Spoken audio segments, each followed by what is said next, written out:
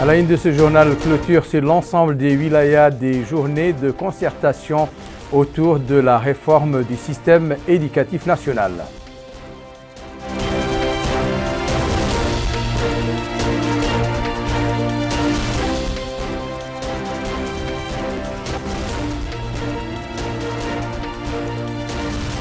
Le ministre du Territoire et de l'Aménagement du Territoire s'informe sur l'avancement des projets exécutés par son département dans certaines wilayas du pays.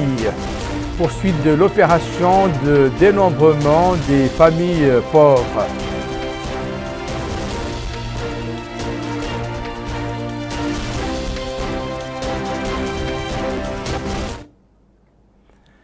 Mesdames, Messieurs, bonsoir et bienvenue à cette édition du journal. Je vous le disais en titre, les rideaux sont donc tombés ce dimanche sur les journées de concertation autour de la réforme du système éducatif national.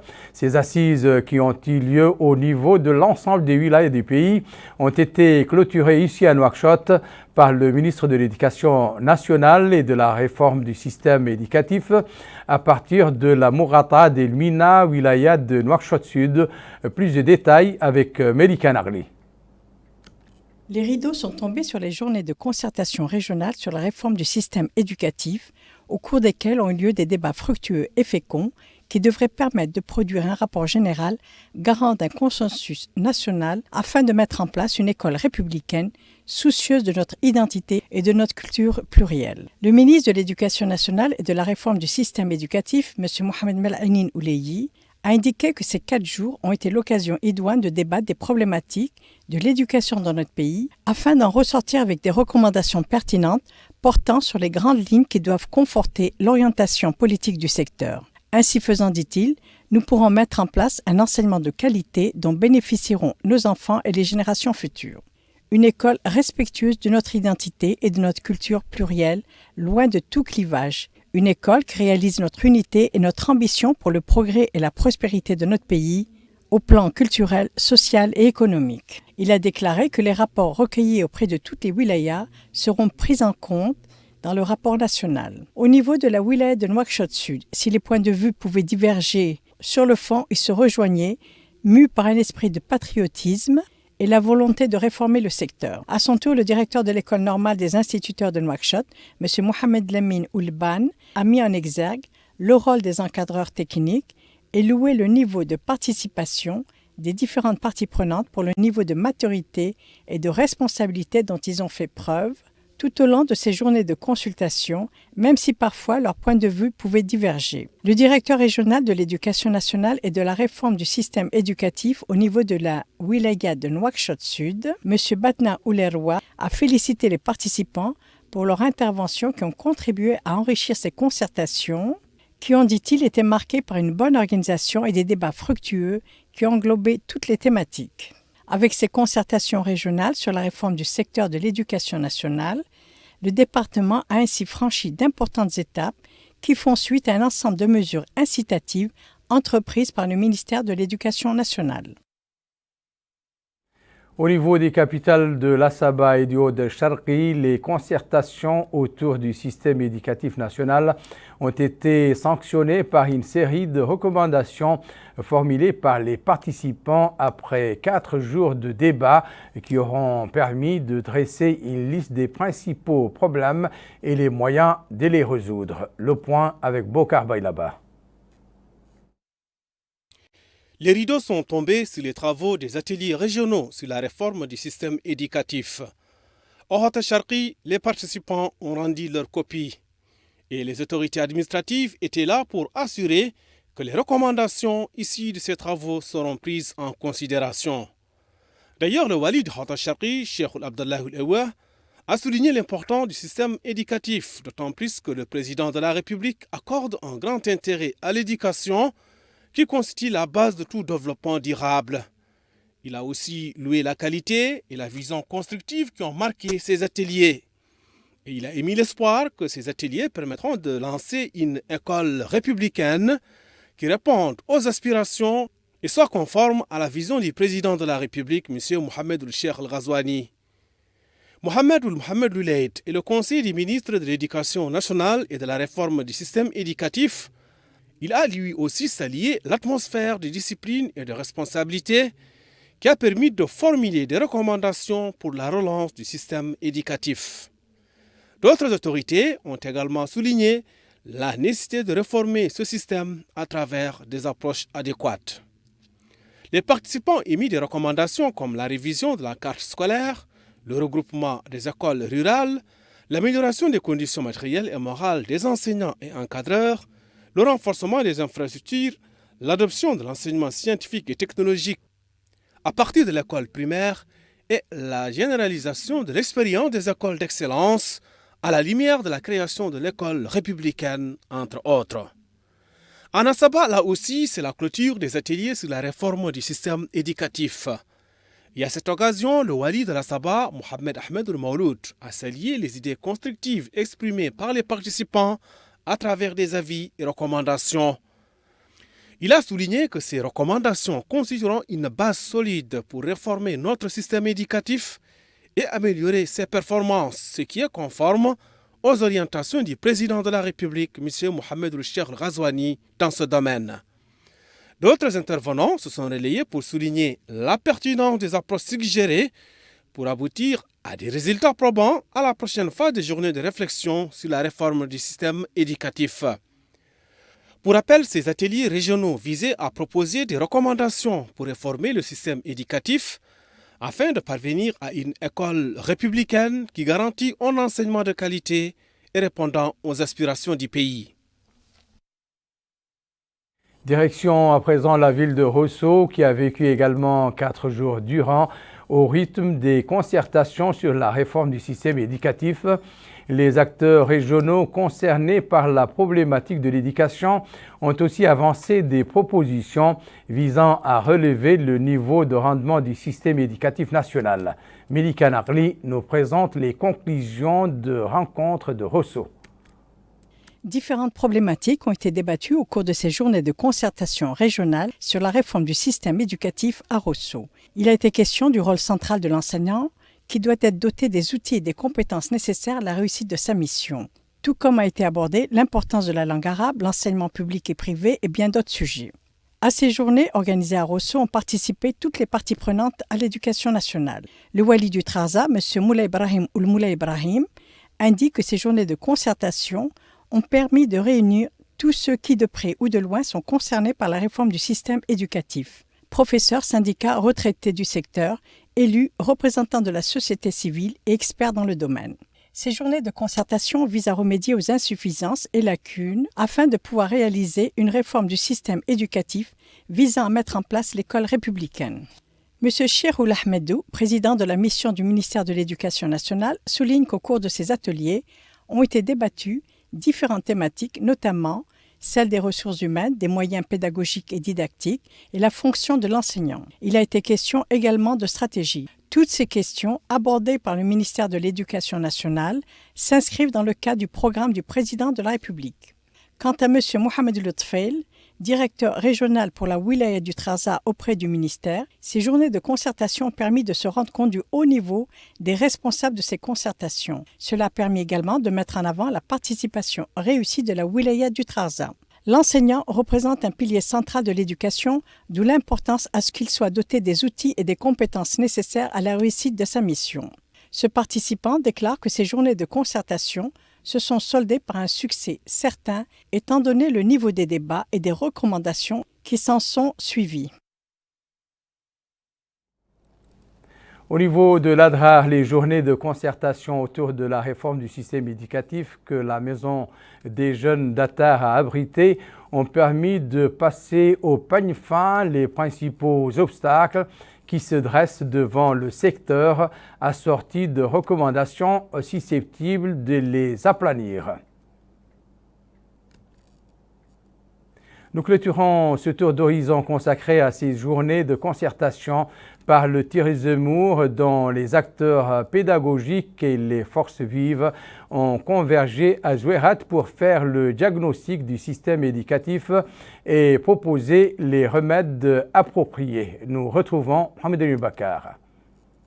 4 jours, les acteurs de la wilaya du Tiris-Zemour concernés par l'opération pédagogique ont tenté de diagnostiquer les principaux problèmes qui se posent au système éducatif national avant de proposer les solutions qui leur semblent les plus adéquates pour en améliorer le rendement. Des efforts appréciés par le wali du Tiris-Zemour qui a félicité les participants pour le travail qu'ils ont accompli afin de ressortir les points et les faiblesses du système d'éducation et de proposer les solutions appropriées. Il a ensuite souligné le rôle capital de l'éducation dans l'avenir de la nation, espérant que la contribution de la wilaya du Tiris-Zemour aidera dans le processus d'amélioration de l'enseignement. Le rapport des participants a renfermé, entre autres points, le caractère spécifique de la wilaya du Tiris-Zemour, notamment son éloignement, et exprimé l'intérêt de l'édification d'une école républicaine.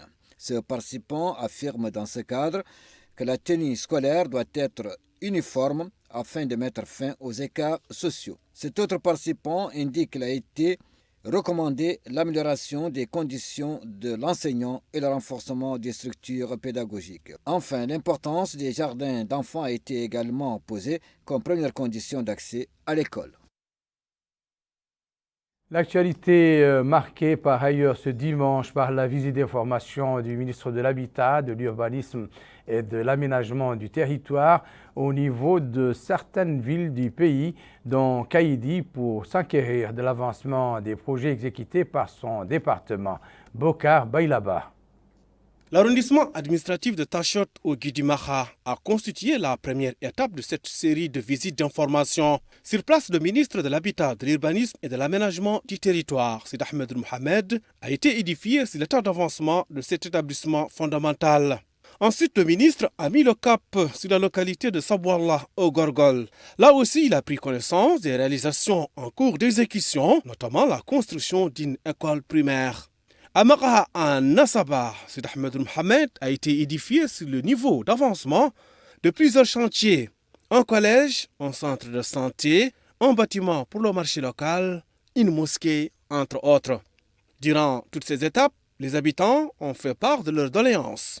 En d'autres termes, la mise en œuvre des services de base. Abou Lahraz, dans la Muqata de Barkewal, le ministre de l'Habitat, de l'Urbanisme et de l'Aménagement du territoire, a reçu des explications sur l'état d'avancement des projets en cours d'exécution, profitant de l'occasion pour s'enquérir des conditions de vie des populations locales. Sidi Abdallah Mohamed Al-Azizi est le coordinateur du programme national en charge du regroupement des villages.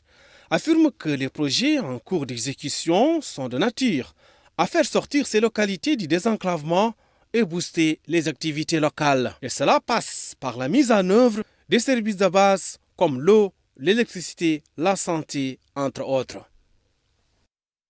Je vous le disais dans les titres, l'opération de dénombrement des familles pauvres se poursuit. Des équipes de la délégation générale à la solidarité nationale et à la lutte contre l'exclusion Taazour sont à l'œuvre à Boule-Noire dans la wilaya de Darlet-Nouadhibou en vue de dresser un registre civil précis relatif à la pauvreté dans cette localité. Ce recensement, qui représente la dernière étape de l'enregistrement des familles nécessiteuses sur l'ensemble du territoire national, vise à dénombrer les familles pauvres et à enregistrer toutes les données sociales et économiques y afférentes. La délégation a mobilisé pour le besoin de ce recensement plus de 300 agents entre superviseurs, surveillants et enquêteurs. Il permettra de classer toutes les familles pauvres selon le degré de pauvreté et de sélectionner les familles les plus vulnérables dans la capitale selon la quote-part préalablement déterminée par le registre social. Les journées d'hommage posthume organisées à la mémoire de feu Mohamedine Ouelba Hamed ont été clôturées aujourd'hui au Palais des Congrès. Deux séances ont été consacrées au sujet qui préoccupait l'esprit du dauphin. La première a porté sur le thème « Comment la fonction publique mauritanienne peut-elle évaluer les ressources humaines et apprécier le fonctionnement exemplaire ou le fonctionnaire exemplaire ». La seconde session a débattu du contrôle citoyen des affaires ministère public. La cérémonie a connu plusieurs interventions des membres de la famille du défunt et des compagnons de son parcours professionnel axé sur la riche carrière faite de nombreuses réalisations malgré son départ prématuré. Le regretté disparu avait occupé les postes de secrétaire général de la Cour suprême et du ministère de la fonction publique, directeur du budget et conseiller au Premier ministère. En marge de la cérémonie de clôture, une salle de classe a également été inaugurée à l'ENJA, JM, au nom du défunt. Elle sera dédiée à l'informatique afin de moderniser l'administration. L'hivernage n'a semble-t-il pas encore fait ses adieux. Hier soir, des localités de la Saba et du Guidimara ont enregistré des précipitations relativement importantes.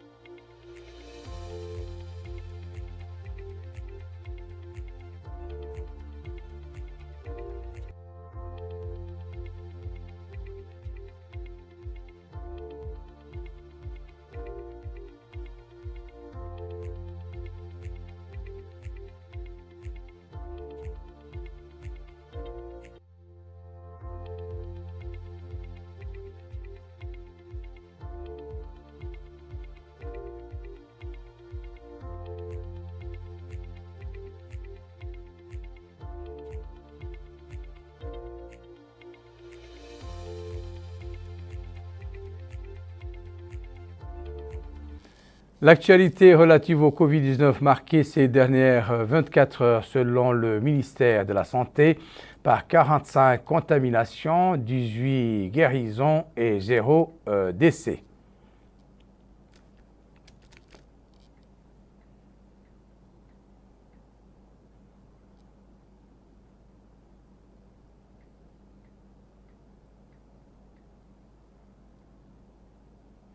Le parti El Karama a organisé hier soir à Nouakchott un colloque en guise d'hommage posthume à feu Cheikh Ahmed Val Ahmedou El Khadim. À cette occasion, le président du parti, Cheikh Naoul Hajbou, a souligné que le défunt n'est pas seulement le disparu du parti El Karama, mais celui de toute une nation. Le regretté était une personnalité nationale remarquable. Il était à la fois l'éducateur, le faqih savant, le poète soufi, le patriote militant, le politique éclairé et le militant engagé. Il a ajouté que le défunt était membre fondateur du parti et figurait parmi ses principaux leaders, louant son rôle crucial dans le militantisme. De son côté, l'intervenant au nom de la famille du défunt, M. Cheikh Baye Ahmed Val El Khadim Ahmedou, a remercié les participants, en particulier le parti El Karama, pour cet hommage posthume qui perpétue le souvenir de cet homme imbu de l'amour du poète, de l'amour du prophète, paix et salut sur lui, et militant fidèle politique au service de la nation. Nous reformons ce journal par cet autre colloque organisé par nos consoeurs du réseau des journalistes mauritaniennes sur l'amour du prophète, paix et salut sur lui, sous le thème « Celui qui aime obéit à celui qu'il aime ». À cette occasion, la présidente du réseau, Khadjetou Metel Mujtaba, a indiqué que cette activité constitue une opportunité de vulgariser la sunna du prophète, paix et salut sur lui, ses qualités et ses nobles valeurs, afin que tout le monde s'en imprègne. Plusieurs interventions et des exposés ont marqué le colloque, animé par les faqih Derdiri Oul Bab Oul Mata et par Eminou Oul Chouav. Des poètes se sont ensuite relayés à la tribune pour glorifier le prophète, paix et salut sur lui. C'est la fin de cette édition, un rappel des principaux titres.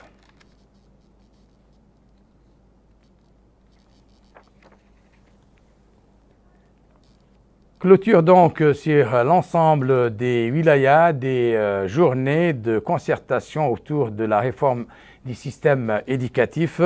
Le ministre de l'Habitat, de l'Urbanisme et de l'Aménagement du territoire s'informe sur l'avancement des projets exécutés par son département dans certaines wilayas du pays. Poursuite de l'opération de dénombrement des familles pauvres.